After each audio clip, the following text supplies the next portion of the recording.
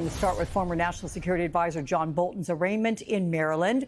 He pleaded not guilty to 18 counts of illegally collecting and transmitting national defense information, allegedly about everything from U.S. covert actions to foreign adversaries. Now, Bolton, who worked in the first Trump administration for just over 17 months, surrendered to authorities this morning.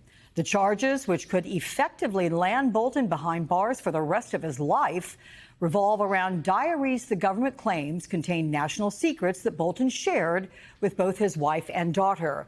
Now, Bolton insists he is just being targeted because he has criticized President Trump.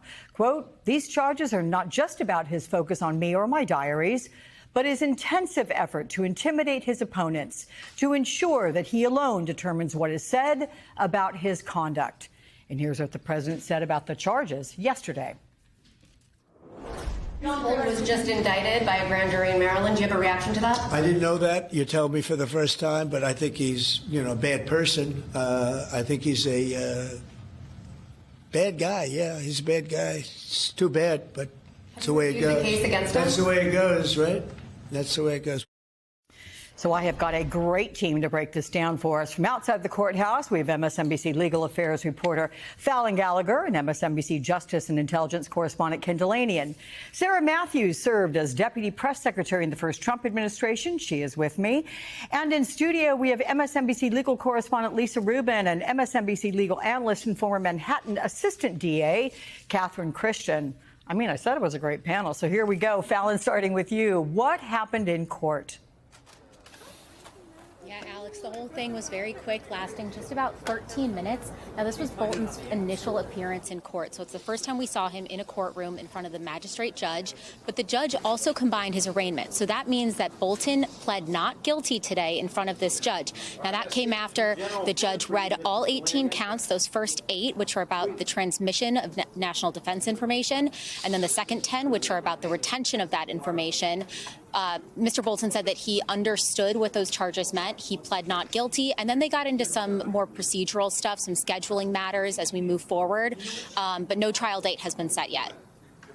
All right. So let's talk about the details in this indictment, Ken, because there's a lot of them there. Tell us what the big picture reveals. Well, Alex, the big picture is that the Justice Department is accusing John Bolton of transmitting more than 1,000 pages, chock-a-block with national security, highly classified information to his wife and daughter in real time while he was working as national security advisor, while he was sitting in highly sensitive meetings in the Situation Room. Now, they don't tell us what this material is, but they characterize it as having to do with things like foreign leader intentions. And they say that he prefaced some of his statements by saying, for example, the intel briefer said, or in the Situation Room, I heard. And so making it clear that he knew that this was sensitive information. And some of this information did not end up in his book or even in the proposed manuscript of his book. And so it's painting a picture here that he was transmitting this information over an unsecure email account and a messaging system.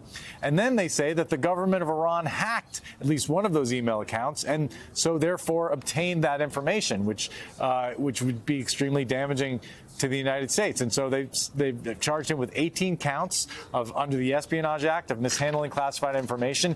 Each count carries a maximum penalty of 10 years in prison. So this is a very, very serious case. Of course, John Bolton claiming that he did nothing wrong. His lawyer says that this material was not classified. It was simply a diary. And they believe that he's being persecuted because he's been an outspoken critic of Donald Trump, Alex.